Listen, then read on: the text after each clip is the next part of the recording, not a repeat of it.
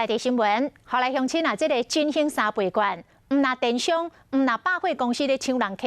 到站巷仔口附近，这个婆婆妈妈逐工拢会去报道的菜市啊、甲夜市啊，嘛拢推出着这优待。去菜市啊，当然是要买青买俗的，即马唔免开嘴问讲买菜敢会使送葱啊，只要你摕出3倍券，随俗互你。人家的3倍券，不一定要去百货公司啊，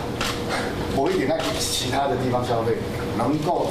就近在自己的社区的市场跟夜市。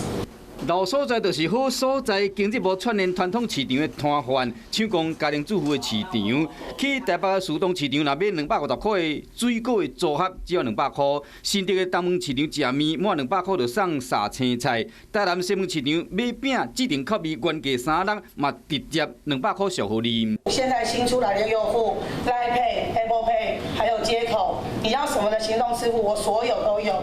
电子支付嘛拢会使用，唔那日时的市场，连暗时夜市啊拢有。艋舺夜市啊，摊商合作有推出套餐的组合，鸡鱼、乌链、胡椒饼、猪血粿、状元糕、仙草饼。双人份原价